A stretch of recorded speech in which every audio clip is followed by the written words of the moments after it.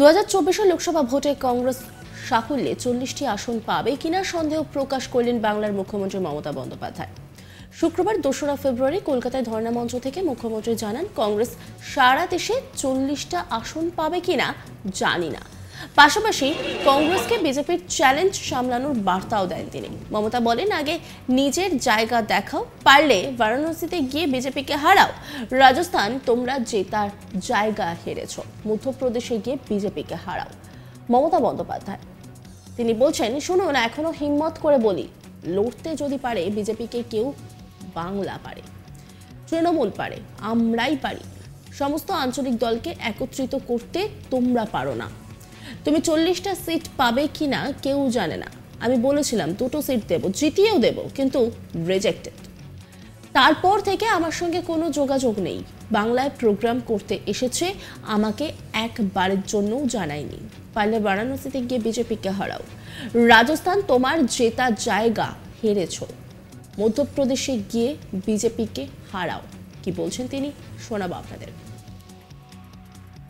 তাদের সকল শুনুন, এখনো হিম্মত করে বলি, লড়তে যদি পারে বিজেপিকে কেউ, বাংলা পারে, তৃণমূল কংগ্রেস পারে, আর আমরাই পারি। সমস্ত রিজিওনাল পার্টিকে ঐক্যবদ্ধ করে এক জায়গায় দাঁড়াতে। কংগ্রেস তুমি তো একা পাবে না, তুমি 40টা সিট পাবে কিনা আমরা জানি না। সারা ভারত 300টা সিট লড়ে। আজ তোমাদের এত অহংকার, এত অলংকার। আমি নাই বা কিছু চাইলাম, তাও আমি বলেছিলাম 2টো সিট তোমাদের দেবো, তোমাদের জিতিয়েও দেবো। বললে হবে না। আমি মনে কটা চাই, 42টা? আচ্ছা 42টাই নিয়ে নাও। রিজেক্টেড। তারপর থেকে আমার সাথে কোনো সম্পর্ক নেই, কথা হয়নি। বাংলায় প্রোগ্রাম করতে এসছি, আমরা নাকি ইন্ডিয়ান অ্যালায়েন্স। একবার তো ইনফরমেশনটা দেবে, অমুক দিন থেকে প্রোগ্রাম করতে যাচ্ছি বাংলায় এই রুট দিয়ে। আর তো কিছু চাই না। আমাকে কেউ তো বলেনি।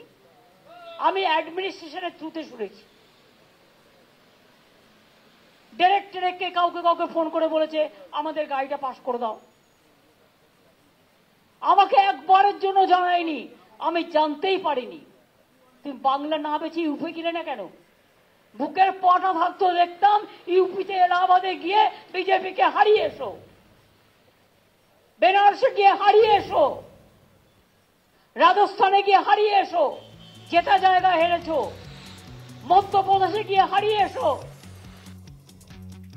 ভোট এসেছে তাই বসন্তের কোকিলরা ফটোশুট করতে এসেছে। যারা কোনোদিন চায়ের দোকানে বসেইনি, চা বানাতে জানেই না, বাচ্চাদের আদর করেইনি, শিশু বলতে কি বোঝেই না, বিড়ি বাঁধতে জানেই না, বিড়ির বদলে অন্য কিছু হয়তো খায়, বাবা বসন্তের কোকিলরা চলে এসেছে। নাম না করে কংগ্রেসের ভারত জোড়ো ন্যায় যাত্রাকে কটাক্ষ করলেন মমতা বন্দ্যোপাধ্যায়। মুর্শিদাবাদে গিয়েছিলেন রাহুল গান্ধী। যাত্রার সময় তিনি বিড়ি শ্রমিকদের দাওয়ায় বসে বিড়ি বাঁধা শিখেছেন। কখনো বা চায়ের দোকানে বসেছেন, কখনো বা আদর করে কোনো শিশুকে কোলে তুলে নিয়েছেন। কেন্দ্রীয় সরকারি বঞ্চনার প্রতিবাদে শুক্রবার থেকে রেড রোডে ধর্নায় বসেছেন মমতা বন্দ্যোপাধ্যায়। আর সেই ধর্না মঞ্চ থেকে রাহুলকে কটাক্ষ করে বলেন, ভোট এসেছে তাই বসন্তের কোকিলরা ফটোশুট করতে এসেছে। যারা কোনোদিন চায়ের দোকানে বসেইনি, চা বানাতে জানেই না, বাচ্চাদের আদর করেইনি, শিশু বলতে কি বোঝেই না, বিড়ি বাঁধতে জানেই না, বিড়ির বদলে অন্য কিছু হয়তো খায়। কি বলছেন মমতা বন্দ্যোপাধ্যায়, শোনাবো আপনাদের। ইলেকশন এসছে তাই বসন্তের কোকিলদের কাউকে ফটোশুট করছে সব। এখন আবার নতুন দেখছি, নতুন করে ফটোশুট। যারা কোনোদিন চায়ের দোকানে বসেইনি, চা বানাতে জানেই না, বাচ্চাদের আদর করেইনি, শিশু বলতে কি বোঝেই না, বিড়ি বাঁধতে জানেই না কোনোদিনও, বিড়ির বদলে অন্য কিছু হয়তো খায়, খেতেই পারে। আমাদের গ্রামীণ লোকেরা অনেকে বিড়ি খায়, এটা নিয়ে আমি বলছি না।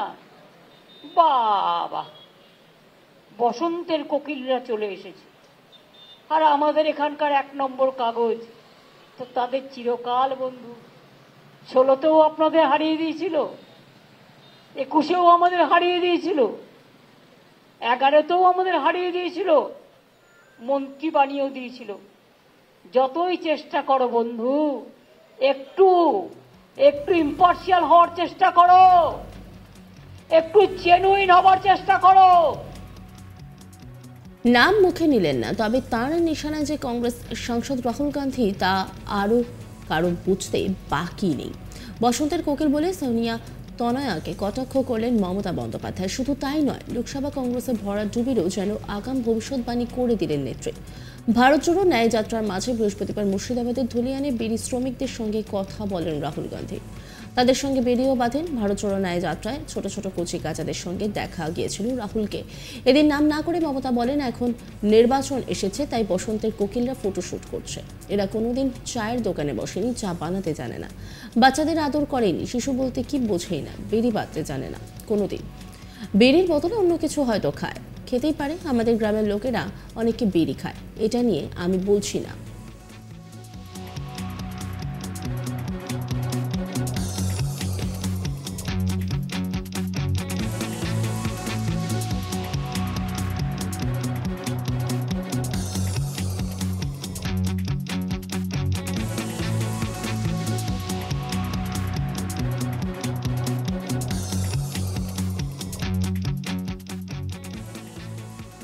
2024 লোকসভা ভোটে কংগ্রেস সাফল্যে 40টি আসন পাবে কিনা সন্দেহ প্রকাশ করলেন বাংলার মুখ্যমন্ত্রী মমতা বন্দ্যোপাধ্যায়। শুক্রবার 2রা ফেব্রুয়ারি কলকাতা ধর্ণা মঞ্চ থেকে মুখ্যমন্ত্রী জানান, কংগ্রেস সারা দেশে 40টা আসন পাবে কিনা জানি না।